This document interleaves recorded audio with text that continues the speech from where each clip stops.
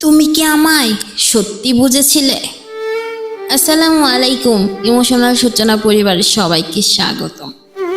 তুমি কি আমায় সত্যি বুঝেছিলে নাকি শুধু আমার মুখের হাসিটা দেখেছি? তুমি কি কখনো বুঝেছিলে যে মানুষটা সবার সামনে হাসে, সে একা হলে কতটা চুপ হয়ে যায়? তুমি কি বুঝেছিলে আমি যখন বলতাম আমি ভালো আছি, তখন অনেক সময় সেই কথাটার আড়ালে কতটা কষ্ট লুকিয়ে থাকতো? হয়তো তুমি বুঝতে পারোনি, কারণ আমি তোমাকে কখনো আমার কষ্টের পুরোটা দেখাইনি। আমি ভেবেছিলাম তুমি তো আমার মানুষ, তোমাকে আলাদা করে কিছু বলতে হবে না, তুমি নিজেই সব কিছু বুঝে যাবে। কিন্তু আমি খুব ভুল ছিলাম। মানে যত কাছেরই হোক, না বললে সব অনুভূতি বুঝতে পারে না। আমি যখন খুব চুপ হয়ে গিয়েছিলাম, তুমি ভাবলে হয়তো আমার কিছু হয়নি।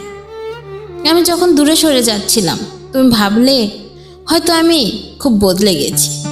কিন্তু তুমি একবারও জানতে চাইলে না তুমি কেন এত চুপ। হয়তো শুধু একবার যদি জিজ্ঞেস করতে তুমি এত চুপ কেন, আমি সব বলে দিতাম।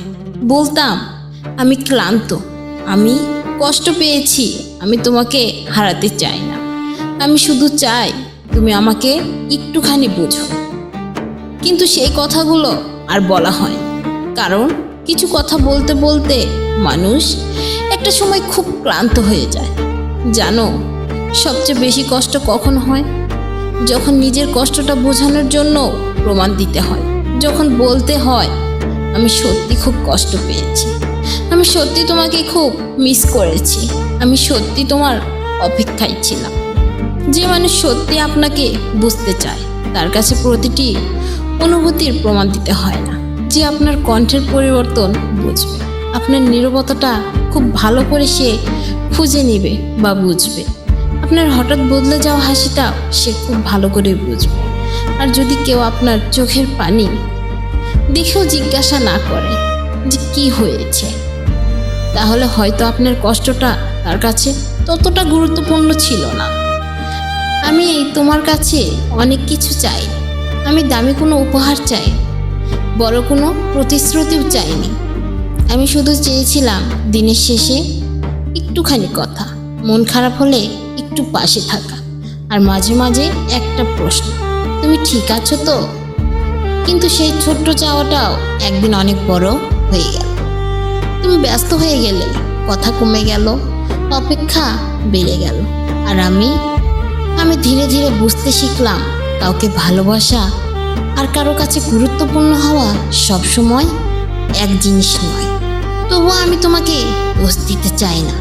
হয়তো তুমি তোমার মতো করে ভালোবেসেছিলে, হয়তো তোমারও কিছু সীমাবদ্ধতা ছিল, হয়তো তুমি বুঝতেই পারোনি আমার নীরবতার অর্থ।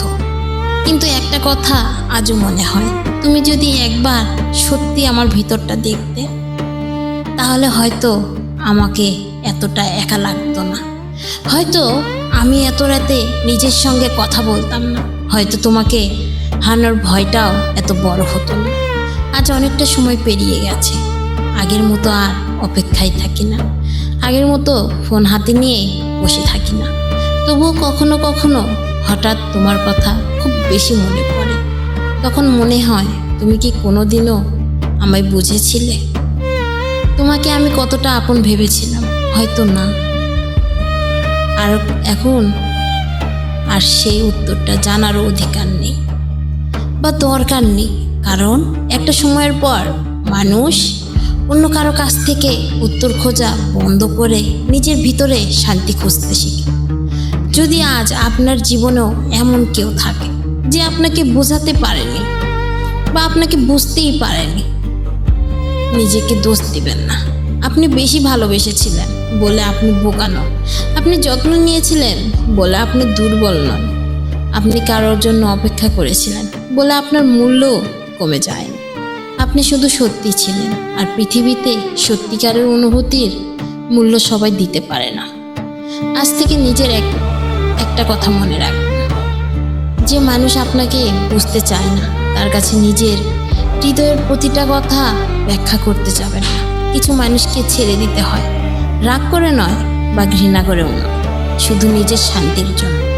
কারণ কখনো কখনো কাউকে হারানো কষ্টের হলেও নিজেকে হারিয়ে ফেলার চেয়ে সেই কষ্ট অনেক ছোট। আর যদি আজকের কথাগুলো আপনার নিজের জীবনের সঙ্গে খুব ভালোভাবে মিলে যায়, তাহলে কমেন্টে লিখুন আমাকে কেউ বুঝতে পারেনি, তবুও আমি তাকে নিজেরভাবে বোঝানোর চেষ্টা করব।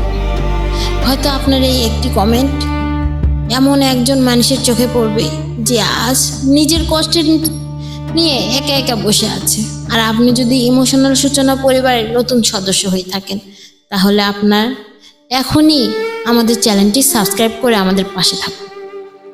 ভিডিওটি ভালো লাগলে একটি লাইক দিন এবং আপনার প্রিয় মানুষদের সঙ্গে শেয়ার করুন। কারণ ইমোশনাল সূচনার প্রতিটি কথা হয়তো কারোর না বলা অনুভূতির ভাষা হয়ে উঠতে পারে। মনে রাখবেন, সবাই আপনাকে বুঝবে না, কিন্তু তাই বলে নিজেকে বোঝার চেষ্টা কখনো বন্ধ করবেন না। ইমোশনাল সূচনা আপনার মনের না বলা কথার সাথে। আল্লাহ হাফিজ।